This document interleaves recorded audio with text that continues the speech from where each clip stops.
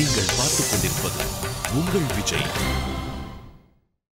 வேடுவ வேஷத்தோடு காட்சி கொடுத்தாள் முருகப்பெருமான். நாரத மகரிஷி சொன்னார், முருகா இந்த கல்யாணம் நன்னா சீக்கிரமா அமோகமா நடக்கணும்னு ஆசீர்வாதம் பண்ணி அனுப்பிச்சு வச்சாள்.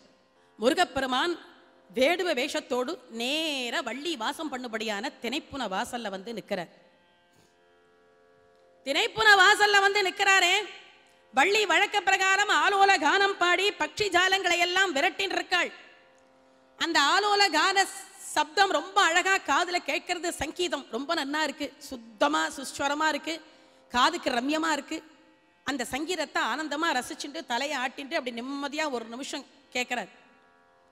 அது கேட்டதுக்கு அப்புறம் இவர் மனசுல என்ன நினைக்கிறார்னா, இது பெண்கள் வாசம் பண்ணும்படியான இடமாச்சே, இந்த இடத்துல எப்படி திணைப்புறத்துக்குள்ள பிரவேசமாகிறது, சாதாரணமா அப்படி போக முடியாது, என்ன பண்ணலாம் அப்படின்னு யோசனை பண்றார். தன் கை கடைக்கு தப்பி ஒரு மான் இந்த திரைப்புறத்திற்குள்ள புகுந்ததாக வைத்துக் கொண்டு நேர திரைப்புறத்துக்குள்ள வந்துட்டார். சகிமார்கள்லாம் அப்படியே பார்க்கிறா இந்த வேடுவரை. சகிமார்களை எல்லாம் தள்ளினா வள்ளி முன்னாடி வந்தாள். ஐயா வேடுவரே, யாரையா நீர்? பெண்கள் வாசம் பண்ணும்படியான இடம், இந்த இடத்துக்கு தனியா வந்திருக்கே, மரியாதையா இந்த இடத்தை விட்டு போயிட்டு பாருங்கோங்கள். அம்மா பெண்ணே, தப்பா நினைச்சுக்காதீங்கோ, என் கை கடைக்கு தப்பி ஒரு மான் இந்த திணைப்புறத்துக்குள்ள வந்துடுத்து, அதை நீங்க யாராவது பார்த்தேளன்னு. ஐயா மானெல்லாம் இங்க ஒண்ணும் வரல, சற்று நாளைக்கெல்லாம் மன்னன் பார்வைக்காக வருவார், இளம் வயது ஆணோடு நின்று பேசிக் கொண்டிருப்பதை பார்த்தால் கடுமையான கோபத்தை அடைவார், மரியாதையா இந்த இடத்தை விட்டு போயிட்டு வாருங்க. முருகப்பெருமான் திணைப்புறத்தை விட்டு வெளியில வந்துட்டார். ஏன்னா ஒரு வார்த்தை கூட இனிமையா அப்படி சரசமா சல்லாபமா பேச மாட்டேங்கிறா வள்ளி. அவ சாரீரம் இவ்வளவு அழகா இருக்கு, முகாரவிந்தம் அதை விட ரொம்ப நல்லா இருக்கு. இதெல்லாம் எப்படி பிரம்மா நம்மளை பழிக்கு பழி வாங்குவதற்காக வள்ளியை இவ்வளவு அழகா படைச்சிருக்கார் போல் இருக்குன்னு நினைச்சாராம் மனசுல. திணைப்புன வாசல் நின்று யோசனை பண்றார். இந்த சம்பவம் எப்ப நடந்ததுன்னு பார்க்கிறார் முருகப்பெருமான். ஒரு சபையும் மகா கைலாசத்துக்கு அடிவாரத்திலே முருகனும் விநாயகரும் ஒன்னா விளையாடின்னு இருக்கா. எப்போதும் ரெண்டு பேருக்கு சண்டை தான், ஆனா இன்னைக்கு நம்ம ஒத்துமையா விளையாடின்னு இருந்தா. பிரம்மதேவன் சிவபெருமானை தரிசனம் பண்றதுக்கு மகா கைலாசத்துக்கு போயிட்டு இருந்தாள் 4 தலையோடு. முருகப்பெருமான் எதேர்ச்சிவா அப்படி திரும்பி பார்த்தாள். 4 தலை. விநாயகரை கூப்பிட்டு சொன்னாள், அண்ணா என்ன வேடிக்கை பாருங்கோ, போறவருக்கோ 4 தலை, அப்பாவுக்கும் 5 தலை, எனக்கோ 6 தலை. தலை விஷயத்துல நமக்கு சொந்தக்காரர் போல் இருக்கு. கொஞ்ச நாள் கூப்பிட்டு பரிகாசம் பண்றேன் பாருங்கோ நாள். 4 தலைக்காரரே இங்க வாருங்கோ ஐயா நாள். வந்தாள். என்ன ஊர், என்ன பெயர், என்ன தொழில்னு கேட்டாள். குழந்தைய முருகா, எனக்கு ஊர் சத்தியலோகம், பெயர் பிரம்மா, தொழில் படைப்புன்னு சொன்னாள். என்ன சொல்லி படைப்பேன் நாள்? ஓம்ங்கிற பிரணவத்தை சொல்லி ஒவ்வொரு ஜீவராசிகளையும் படைப்பேன் நாள். பிரணவத்திற்கு அர்த்தம் சொல்லுங்கன்னு கேட்டார் முருகப்பெருமான். தெரியாம திரு விழிச்சார் பிரம்மதேவன். பிரம்மாவுக்கு அர்த்தம் தெரியாம இல்ல, முருகனுடைய பெருமையும் புகழும் லோகம் பூரா பிரகாசிக்கட்டும்னு சொல்லி வாய் மூடி பேசாம மௌனியா இருந்துட்டாள். முருகன் என்ன சொன்னாள்னா, ஓம்ங்கிற பிரணவத்திற்கு அர்த்தம் தெரியாம நீங்க என்ன உலகத்தை படைக்கிறது, உங்க ஆட்சியில நாங்கள்லாம் என்ன வாசம் பண்றதுன்னு சொல்லிட்டு ஓங்கி ஒரு குட்டு வச்சார் சிரசுல. அதுதான் ஆதாரம்னு சொல்லி சிறைச்சாலையில அடைச்சு வச்சுட்டாள் காராகிரகத்துல. அவர் பண்ற படைப்பு தொழில முருகப்பெருமான் பண்றார். முருகனுடைய படைப்பு எப்படி இருக்குன்னா, கழுத்து பரியந்தம் மீனாகவும் மானாகவும் சிங்கமாகவும் புலியாகவும் கரடியாகவும் படைச்சு லோகத்தை நாசமாக்கின்றிருக்கள். தேவர்கள்லாம் வந்தாள். சிவபெருமான் கிட்ட வந்து முறையிட்டா, சுவாமியே உங்க குழந்தை முருகனை கூப்பிட்டு கண்டிக்க கூடாதா, இப்படி உலகத்தை படைச்சு நாசமாக்குறாளே, உலகம் அழிஞ்சிடும் போல் இருக்கே, சீக்கிரமா கண்டிக்க கூடாதான் நாள். சிவபெருமான் சொன்னார், தேவர்களே கவலைப்படாதீங்கோ, நான் முருகனை கூப்பிட்டு கண்டிக்கிறேன் நாள். முருகன் கிட்ட வந்தாள். அதிக பிரசங்கி முருகா, பிரம்மதேவனை சிறைச்சாலையில அடைச்சு வச்சிருக்கியே, அவர் பண்ற படைப்பு தொழிலை நீ பண்றியே, இது நியாயமா, உலகத்தை இப்படி எல்லாம் படைச்சு நாசமாக்கிறியே, இது நியாயமான்னு கேட்டாள். அப்பா கோச்சுக்காதீங்கோ, கொஞ்ச நாளைக்கு முன்னாடி ஒருத்தர் வந்தார், உங்களை தரிசனம் பண்ண, அவரை கூப்பிட்டு உங்களுக்கு என்ன ஊர், என்ன பெயர், என்ன தொழில்னு கேட்டேன். ஊர் சத்தியலோகம், பெயர் பிரம்மா, தொழில் படைப்புன்னு சொன்னாள். என்ன சொல்லி படைப்பேன்னு? ஓம்ங்கிற பிரணவத்தை சொல்லி படைப்பேன். பிரணவத்திற்கு அர்த்தம் சொல்லுங்கன்னு கேட்டேன். அர்த்தம் தெரியாம திரு விழிச்சாள். அவரை கொண்டு போய் சிறைச்சாலையில அடைச்சு வச்சிருக்கேன் சுவாமி, அவர் பண்ற படைப்பு தொழிலை நான் பண்ணிட்டு இருக்கேன், இதுல ஏதாவது தப்பு இருக்காள். அதிக பிரசங்கி முருகா, முதல்ல ஓம்ங்கிற பிரணவத்திற்கு உனக்கு அர்த்தம் தெரியுமான்னு கேட்டாள். முருகப்பெருமான் கையை கொட்டிட்டு கலகலன்னு சிரிக்கிறார். என்னன்னா, ஓஹோ அப்பாவுக்கும் தெரியாது போல் இருக்கு, அவரையும் கொண்டு போய் பிரம்மாவுக்கு துணையா பேச்சு துணையா இருக்கட்டுன்னு காராகிரகத்துல பக்கத்துல உட்காத்தி வைக்க வேண்டியதான். மரியாதையா பிரணவத்திற்கு அர்த்தம் சொல்லுனாள். இப்படி எல்லாம் அதட்டி கேட்டா சொல்ல மாட்டேன். தெரியாத விஷயத்தை தெரிஞ்சுக்கணும்னா குருமுகமாகத்தான் தெரிந்து கொள்ள வேண்டும். நீங்கள் சிஷ்யனாக இருக்கணும், நான் குருவாக இருப்பேன். நாள் குழந்தையை தூக்கி தோல்ல உட்காத்தி வச்சிருந்தாள். பிரணவ உபதேசம் பண்ணினாள். கீழே இறக்கி விட்டார். அதிக பிரசங்கி முருகா, உன் தாயார் திருமடியிலே, பார்வதியினுடைய திருமடியிலே அறியாத குழந்தையா நீ இருக்கும் பொழுது ஓம்ங்கிற பிரணவத்திற்கு அர்த்தம் உபதேசம் நான் பார்வதிக்கு பண்ணினேன். அதை திருட்டுத்தனமா இருந்து கற்றுக்கொண்டதோடு அல்லாமல் விஷ பரீட்சை எங்கிட்டே பண்ணிட்டேன். சாபத்தை வாங்கிக்கோந்தாள். பூவுலகத்துல போய் மனுஷனாக பிறந்து 3வது வயதில் உமையம்மையின் ஞானப்பாலை உண்டு திருஞான சம்பந்தன் என்ற பெயரோடு சீர்காழி கஷேத்திரத்திலே இருந்து என் மீது ஏராளமான சுவை சொட்டும்படியான தேவாரங்களை பாடி என்னை வந்து அடைவாய், இது சாபம். நாள் இந்த மாதிரி ஒரு சம்பவத்திற்காக வள்ளியை இவ்வளவு அழகா படைச்சிருக்காரா? 6 முகங்களிலே 2வது திருமுகம் பிரணவ உபதேசம் படின திருமுகம். அந்த பிரதேசம் தான் கும்பகோணத்திற்கு சமீபத்தில் உள்ள சுவாமிமலை என்று சொல்லக்கூடிய பிரதேசம். சுவாமிக்கே நாதனாக விளங்கியதால் சுவாமிநாதன் என்ற பெயர் ஏற்பட்டது. இப்படியெல்லாம் ஒரு காரணத்திற்காக பிரம்மா வள்ளியை இவ்வளவு அழகா படைச்சிருக்கார் போல் இருக்கு. வள்ளி நம்மோடு ஒரு வார்த்தை கூட பேச மாட்டேங்கிறாளே, என்ன சமாச்சாரம்னு தெரியலையே.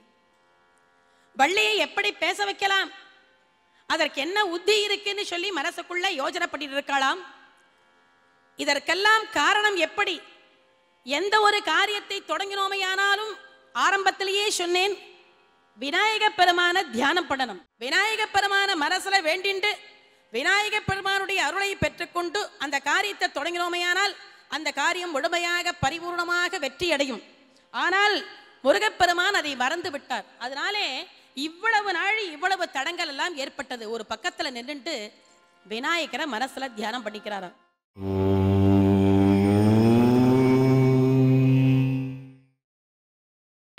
நீங்கள் பார்த்துக் கொண்டிருப்பது உங்கள் விஜய்.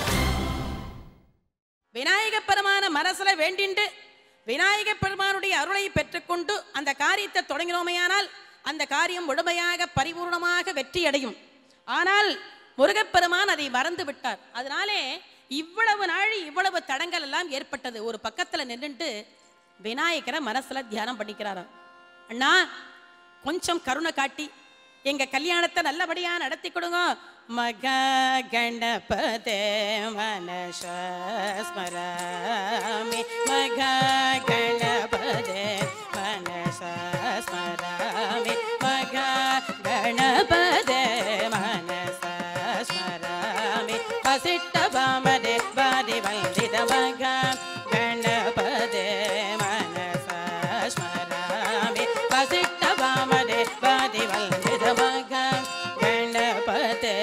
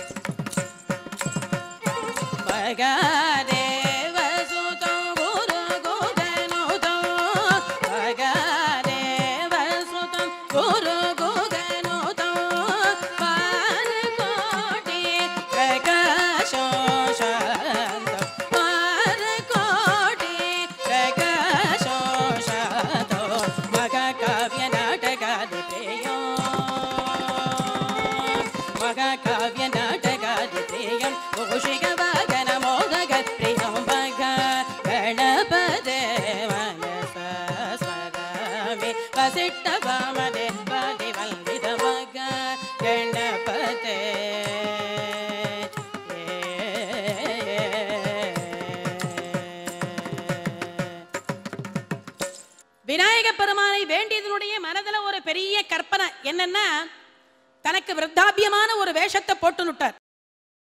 மாசம் 1-2 குறைச்சலா 100 வயசு சொல்லலாம். தலையெல்லாம் பஞ்சா நிறைச்சிருக்கு, உடம்போ வெள்ளா வளைஞ்சிருக்கு, கையில ஒரு கோல். இது சகிதமாகத்தானே நாமதேவத்துக்கு கூட ஒரு பல்லு கூட கிடையாது, எல்லா பல்லும் ஆப்சென்ட். இது சகிதமா கையில ஒரு குச்சியை எடுத்துட்டு சிவனுடைய நாமத்தை பாடிண்டு நேர எங்க வந்தாள்னா நம்பிராஜனுடைய அரண்மனை நோக்கி வராள்.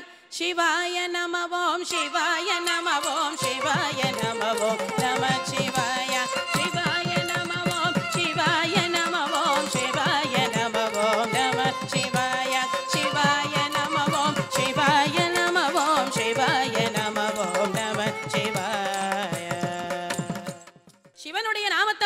நேரம் வந்துட்டாள். நம்பிராஜன் வயசான தாத்தாவை தாத்தா வாருங்கோ வாருங்கோ வாருங்கோன்னு சொல்லி வரவேற்றாள். தாத்தா வாருங்கோ, வயசான காலத்துல தனியா வந்திருக்கேளே சுவாமி, என்ன சமாச்சாரம் நாள்? நம்பிராஜா, நான் பல ஊர்களுக்கெல்லாம் சென்று க்ஷேத்ராடனம் பண்ணிட்டு வரேன். உங்க ஊருக்கு பக்கத்துல குமரி தீர்த்தம் இருக்காமே, அதுல ஸ்நானம் பண்ணணும்னு ஆசைப்பட்டுன்னு வந்திருக்கேன் நாள். நம்பிராஜன் சொன்னார், இங்கேருந்து குமரி தீர்த்தம் போறதுன்னா ரொம்ப தூரம் ஜாஸ்தி தாத்தா, அதனால ஒரு காரியம் பண்றேன், உங்களை கொண்டு போய் என்னுடைய பெண் வள்ளி திணைப்புறம் பாதுகாக்கிறா, அங்க கொண்டு போய் விட்டுடுறேன், அங்கேருந்து பக்கத்துல இருக்கு, நீங்க தினைக்கும் போயிட்டு வரலாம் நாள்.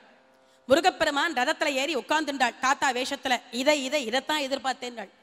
வள்ளி வாசம் பண்ணபடியான திணைப்புறத்தை நோக்கி அழைச்சின்னு வராள். வள்ளி வாசல்ல இருந்தபடியே நம்ம அப்பாவோடு யாரோ தாத்தா வராளே, யாருன்னு தெரியலையே, தெரிஞ்சு போன்னு நிற்கிறாள். கீழே இறங்கி வந்த உடனேயே அப்பா வாருங்கோ வாருங்கோ, இந்த தாத்தா யாருன்னு கேட்டாள் வள்ளி. இந்த தாத்தா வயசுல பெரியவர், உத்தமமான சிவனடியார், பல தேசங்களுக்கெல்லாம் சென்று க்ஷேத்ராடனம் பண்ணிட்டு வரார். அவருடைய ஆசீர்வாதத்தை பரிபூர்ணமா வாங்கிக்கோ, குமரி தீர்த்தத்துல ஸ்நானம் பண்ணணும்னு ஆசைப்பட்டுன்னு வந்திருக்கார், இங்க கொண்டு விட்டுருக்கேன் சொல்லிட்டு நம்பிராஜன் போயிட்டார். நம்பிராஜன் போன உடனேயே தாத்தா என்ன சொன்னாள், வள்ளி உங்க அப்பா என்ன சொல்லிட்டு போறா பத்தியா, என் மனசு கோணாம நடந்துக்கணும், நான் என்ன சொல்றேனோ அதெல்லாம் நீ கேட்கணும், ஞாபகம் வச்சுக்கோ. நான் ரொம்ப தூரத்துல இருந்து நடந்து வந்திருக்கேன், ரொம்ப பசியாயிருக்கு, ஏதாவது ஆகாரம் இருந்தா சாப்பிட்றதுக்கு கொடுங்கள். தாத்தா, நீங்க சாப்பிட்ற மாதிரி சென்னல் சோறு அரிசி சாதம் எல்லாம் நாங்கள்லாம் சாப்பிட மாட்டோம். தேன் தினைமாவு மேரு கிழங்கு இதெல்லாம் தான் சாப்பிடுவோம், உங்களுக்கு பரவாயில்லையா நாள். வள்ளி வந்த இடத்துல போய் இதுதான் வேணும் இதுதான் வேணும்னா நடக்குமா, நீ என்ன சாப்பிட்றியோ அதுதான் என் மனசுக்கு திருப்தி, அதையே கொண்டு வந்தாள். உள்ள ஓடி வந்தாள். ஒரு தங்க கிண்ணத்துல நிறைய தேனை போட்டு தினைமாவை கொஞ்சமா போட்டா, ஏன்னா தாத்தாக்கு எல்லா பல்லும் ஆப்சென்ட் ஆச்சே, அதனால தாத்தா இதை வச்சிருக்கே எடுத்து சாப்பிடுங்கோ நாள். தாத்தா என்ன சொன்னால், அடி பாவி வள்ளி, என்ன அவமரியாதை பண்ற மாதிரி இருக்கேன், இந்த வயசான காலத்துல கண் பார்வையே தெரியலையே, தட்டு தடுமாறிண்டு வந்திருக்கேனே, மரியாதையா ஒவ்வொரு உருண்டையா உருட்டி ஒவ்வொரு கவளமா என் வாயில போடும் நாள். வள்ளி மனசுல நடிச்சாள், அப்பா சொல்லியிருக்கா தாத்தா மனசு கோணாம நடந்துக்கணும்னு, அதனால ஒவ்வொரு கவளமா உருட்டி தாத்தா வாயில போட்டாள். இந்த பக்தை கொடுக்கிற பிரசாதத்தை 4-5 உருண்டை அவசர அவசரமா சாப்பிட்டுட்டாள். முருகப்பெருமான் தேனும் தினைமாவும் அழுத்தும்படியான சக்தி வெளியிலையும் வரல, உள்ளேயும் போகல, நடு தொண்டையிலேயே செக்கி கொடுத்து பயங்கரமான விக்கல். அடி பாவி வள்ளி, தேன் தினைமாவல என்ன பண்ணினேன்னு தெரியலையே, ஏதாவது விஷத்தை வச்சுட்டியா, படபட படபடன்னு வருதே, உடம்பெல்லாம் வேர்த்து கொட்டுறதே, நான் என்ன பண்ணுவேன், நெஞ்செல்லாம் அடைக்கிறது, நெஞ்சை அடைக்குது எல் ஜீவல் போகுது, நான் என்ன செய்வோவேன் வள்ளி, நெஞ்சை அடைக்குது எல் ஜீவல் போகுது, நான் என்ன செய்வோவேன் வள்ளி, நல்லது செய்ய போய் பொல்லாதாய் முடிந்தது, நான் என்ன செய்வோவேன் தாத்தா, நான் நல்லது பண்ணினேன், பாவம் உங்களுக்கு ஒரு பல்ல கூட இல்லையேன்னு சொல்லி இப்படி பொல்லாதமா வந்து முடிஞ்சு போயிடுத்தே, நான் என்ன பண்ணுவேன், கவலைப்படாதீங்க, சீக்கிரமா தீர்த்தம் கொண்டு வந்தாள். தீர்த்தம் கொண்டு வரது அவ்வளவு சுலபம் இல்லை தாத்தா, குமரி தீர்த்தத்துக்கு தான் போகணும்னு கையை பிடிச்சு மெதுவா அடைச்சிட்டு வந்தா, ஆழம் இல்லாத இடமா பார்த்து இறக்கி விட்டாள். தாகம் தீர்ற வரைக்கும் தண்ணீர் சாப்பிட்டாள். நடு குளத்துக்கே வந்துட்டார். வள்ளி வயசான காலத்துல என்ன பிடிச்சு நடு குளத்துல தள்ளி விட்டுட்டே நீ நியாயமான நாள், தாத்தா உங்களை ஆழமில்லாத இடமா பார்த்து இறக்கி விட்டேனே, இப்படி நடு குளத்துக்கு வந்துட்டேளே தாத்தா, கவலைப்படாதீங்கன்னு குளத்துல குதிச்சா கையை பிடிச்சு மெதுவா அழைச்சின்னு வந்தா, ஒரு மரத்தடியில உட்காத்தி வச்சுட்டா. தாத்தா நான் சொல்றேனேன்னு தப்பா நினைச்சுக்காதீங்கோ, உங்களுக்கு இந்த காட்டு வாசம் சரிப்படாது, உங்களை கொண்டு போய் அரண்மனையில விட்டுடுறேன், அங்க சௌக்கியமா நீங்க இருக்கலாம் நாள். வள்ளி முன்ன மாதிரி இல்ல, இப்ப கொஞ்சம் தெம்பா இருக்கு, படபடப்பெல்லாம் அடங்கி போச்சு, பக்கத்துல வா உட்காந்துக்கோ, கொஞ்ச நாள் பேசுவோம். வள்ளி இந்த பயங்கரமான காட்டிலே உனக்கு எந்த மிருகத்தை கண்டாலும் பயம் கிடையாதா? கிடையாது தாத்தா. எந்த மிருகத்தை கண்டாலுமா? ஒரே ஒரு மிருகம் இருக்கு தாத்தா, அந்த மிருகத்தினுடைய பேரெல்லாம் எனக்கு தெரியாது, பிரம்மாண்டமான கருப்பு சரீரம், ஒவ்வொரு காது ஒவ்வொன்றும் முறம் மாதிரி இருக்கும், ஒவ்வொரு கால் ஒவ்வொன்றும் அரண்மனை திருமலநாயகன் தூண் மாதிரி இருக்கும். அது 2 வருஷத்துக்கு ஒரு தடவை இந்த ஊருக்கு வந்துதான் ஊரையே அடிச்சு நாசமாக்கிடும். அதை கண்டா எங்களுக்கெல்லாம் ரொம்ப பயம் தாத்தா நாள். முருகப்பெருமான் என்ன வார்த்தை சொன்னாள்னா, வள்ளி யானையை கண்டா உனக்கு பயமானாள். தாத்தா தாத்தா அந்த பேரையே சொல்லாதீங்க, பேரை சொன்னாலே யானை வந்துடும் நாள். 2 காதையும் பொத்தினுட்டாள். ஒரு பக்கம் திரும்பிட்டார் முருகப்பெருமான். ஆஹா, இவ்வளவு சுலபமான ஒரு வழியை வச்சுட்டு இத்தனை நாழி வள்ளி கல்யாணத்துக்காக சிரமப்பட்டிருக்கோமே, அண்ணா கொஞ்ச நாழி வந்து ஒத்தாசை பண்ணினா தேவலையே நாள்.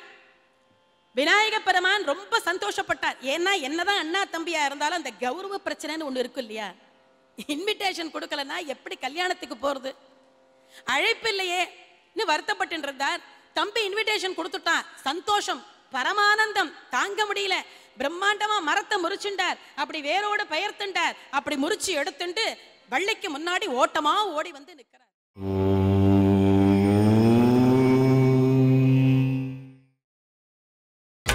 நீங்கள் பார்த்துக் கொண்டிருப்பது உங்கள் விஜய்.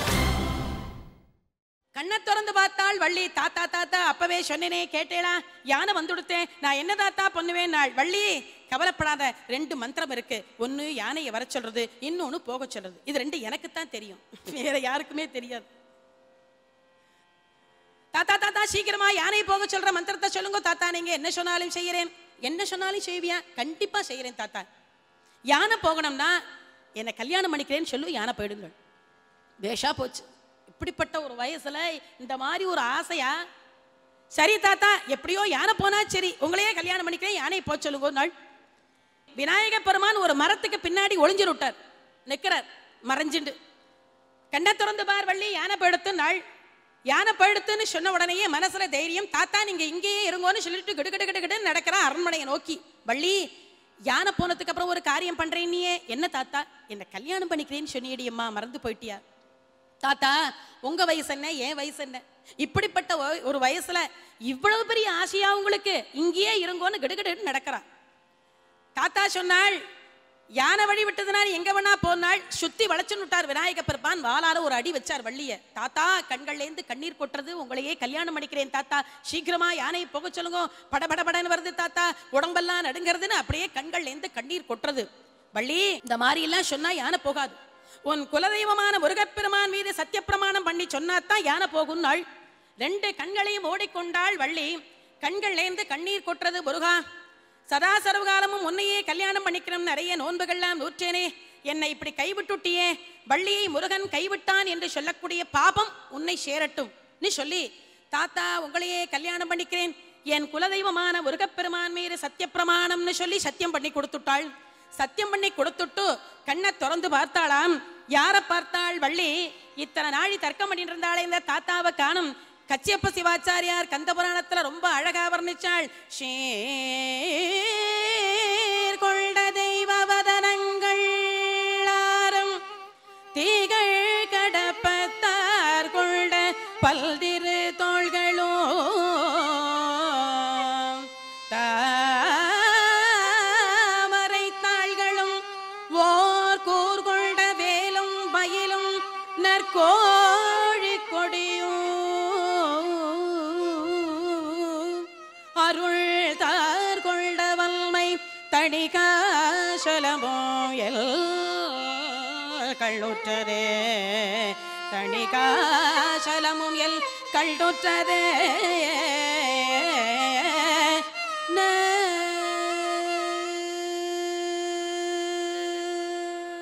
6 முகங்களோடும் 12 கரங்களோடும் 12 நேத்திரத்தோடு கையிலே சக்தி வேரோடு முருகப்பெருமான் காட்சி கொடுத்தாள். வள்ளியவனுடைய பக்திக்கும் அன்புக்கும் கட்டுப்பட்டேன். வருகிற பங்குனி உத்திர தினத்தன்று திருத்தணிகை கஷேத்திரத்திலே உன்னை பாணி கிரகணம் பண்ணி கொள்கிறேன், அனுகிரகம் பண்ணினாள். வள்ளி வாசம் பண்ற திணைப்புன வாசம் முடிஞ்சது. நல்ல நாள்ல அரண்மனைக்கு அழைச்சிட்டு வந்தா. நம்பிராஜனுடைய கனவிலே முருகப்பெருமான் தோன்றி, நம்பிராஜா பங்குனி உத்திர நன்னாளிலே திருத்தணிகை கஷேத்திரத்திலே உன் பெண்ணான வள்ளியை எனக்கு திருக்கல்யாணம் பண்ணிவேன்னு சொன்னாள். குறிப்பிட்ட நன்னாளான பங்குனி உத்திர தினமும் என்றது 33 கோடி தேவர்கள் 47,000 மகர்ஷிகள் எல்லாம் புடைசூழ, நாரதாதி மகாத்மாக்கள் எல்லாம் கீதம் பாட, வேத கோஷங்கள் வானை பிளக்க, சுபமான முகூர்த்த வேளையிலே முருகப்பெருமான் வள்ளி தேவியினுடைய திருக்கடத்திலே திருமாங்கல்யத்தை சூட்டினாள். மாங்கல்யம் தந்துரானேன ஜெகஜீவனகேதுனா கண்டே பத்ராவி சுபகே த்வம் ஜீவ சரதர்ஷதம் சுலக்னே சாவதான சுமுகூர்த்தே சாவதான. தேவர்கள்லாம் புஷ்பாஞ்சலி பண்ணி முருகப்பெருமானை வாழ்த்தினாள். நாரதருக்கு எப்படி காட்சி கொடுத்தாளாம்? முருகப்பெருமான் வள்ளியை தூக்கி தன்னுடைய திருமடியில உட்காத்தி வச்சுட்டார். ஒரு கையால கட்டி அணைச்சுண்டாள். மயில் வாகனத்திலே அப்படி ஆனந்தமா ஏறுமையில் ஏறுமுகமாகத்தானே நின்று கொண்டு ஆனந்தமா காட்சி கொடுக்கிறாள். ஏறுமையில் ஏறு விளையாடு முகம் கொல்லே, ஏறுமையில்